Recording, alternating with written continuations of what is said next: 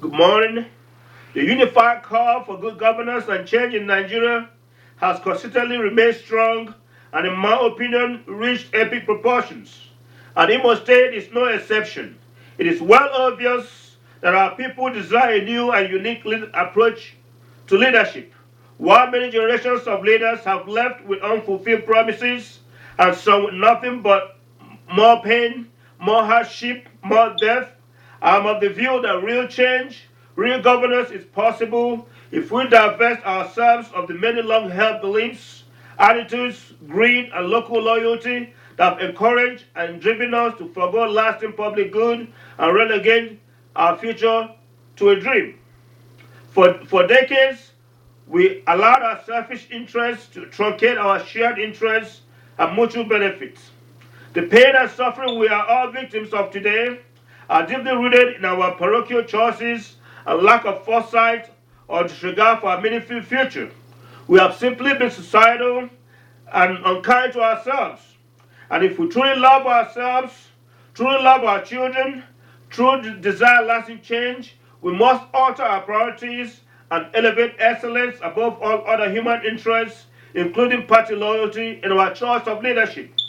Simply because you stand to gain as an individual when a leader wins should not motivate you to vote nor endanger your life fighting for his or her victory. After so many reflections, I see the light, I see the hope, I see the promised land that we have been searching for, and I believe that I can honestly lead our state to that place and time where we can find true happiness and forever liberate our people from poverty and ignorance. Having said so, I must equally express my greatest concern about our people's willingness to make the necessary sacrifices for good governance. Good governance comes with the caveat. A leader is as good as the people are willing to follow and appreciate their leadership. Good governance comes with certain entrustments, responsibilities we must be willing to accept, individual choices and gains we must be ready to abandon for greater mutual benefits, progress, and lasting civil order. We must agree on some basic principles that we share common interests, overriding goals, and are united by these interests and not splintered by our own ambitions and immediate satisfaction. The scale of vices, aberrant behavior, fraud, deceitfulness, and other economic crimes would mitigate against good governance. So we must accept the moral imperative, accept our social obligations, and live with a new set of values that are conforming and serve the greater good. The questions now arise as to how far and willing are we to make that change. The change that we desire, that we clamor, must commence with us as individuals. What can we and what can each one of us do, sacrifice, and contribute to actualize our hopes and dreams of a civil society that guarantees social and economic justice? A leader or a group of leaders cannot create that just society without equal contribution from the people. A leader with the best of intentions cannot force change upon the people without risking the appearance of despotism. The people must understand change and prepare for them for that change to be lasting. When we desire God to answer our prayers, we fast, we pray longer, we sanctify ourselves, and this same concept applies to our general aspirations for good governance. We must essentially embrace a new value system that enables the forces of virtue to dominate. When we are aware of a crime or fraud or violence being committed or about to be committed, are we willing to forestall them as individuals by implicating those involved, either secretly or openly, or do we remain silent out of fear? Do we accept monetary rewards and allow these crimes to occur? When we are confronted by law enforcement for violating the law of the land, how prepared are we to submit to the rule of law and peacefully fight for our rights, or do we resort to violence against law enforcement just because we can? The beating to death of a police officer in Lagos weeks ago is evidence of our unpreparedness for good governance. When police men and women, law enforcement officials are faced with heinous crimes, do they accept bribes and look the other way, or do they investigate them to ensure true justice is served? If we know that the food we are about to sell to the general public could lead to illness, do we still sell the food or remove it from the public and consequently save lives? When a witch doctor or so-called new power preachers are approached to cause harm and death to another, do they report such demands to appropriate law enforcement, or do they simply accept money and effectuate the demands?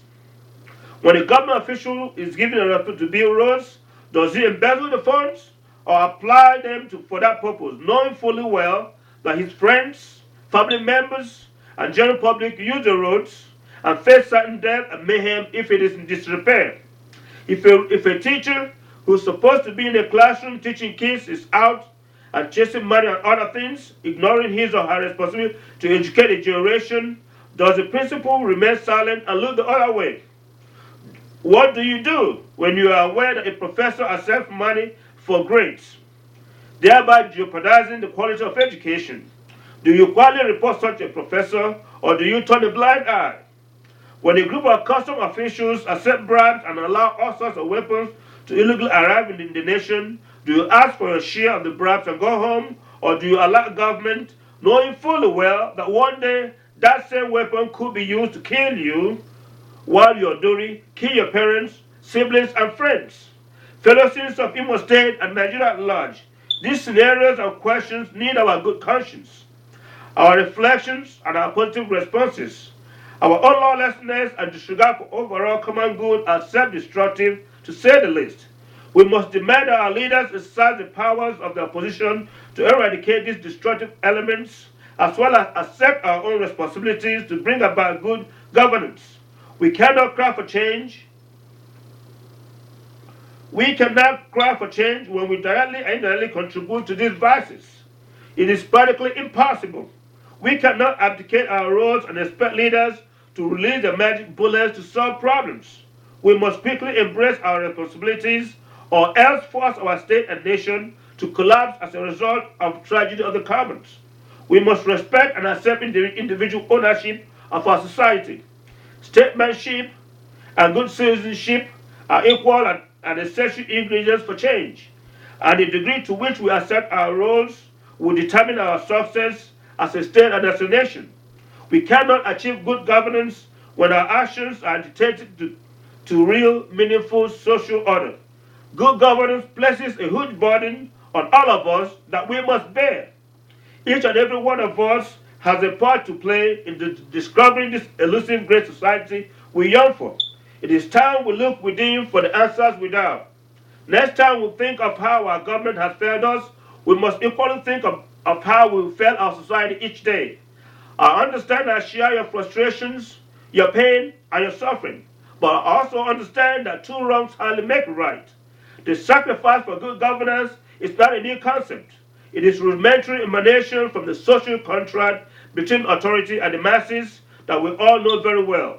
When we gather in our villages and towns to contribute toward community self-help projects or assistance to families in special needs, we practice or rather engage in sacrifice for the common good. And we do so because we realize we are interconnected, share common bonds, and desire progress for our communities. We do unconsciously possess communal patriotism. We hardly steal from one another in the villages. We are strongly repugnant to vices and immoralities. We are dedicated to solving environmental problems. And to an admirable large degree, we are united. Such generous frame of mind, such commitments should be broadened or extended to include the state of our relationship with government. It is ironic and folly that we dedicate our energy and resources toward building our local communities and then recklessly destroy our government institutions and loot their resources, and as if they belong to some strange aliens. It is time we realize that the center must hold for us to reap the full benefits of our new democracy. The state and nation we build is the state and nation we will live in. If government by the people is still part of democracy, we must thereupon understand our role. Making sacrifices for good governance is an idea worth imbibing for our own good. Again, are you ready and willing to make sacrifices for yourself and your generations to come? It is that personal and must awaken your siblings. It is that personal and must awaken your siblings. Sow your seed. Practice a little altruism, and the best will come. Thank you, and may God help you.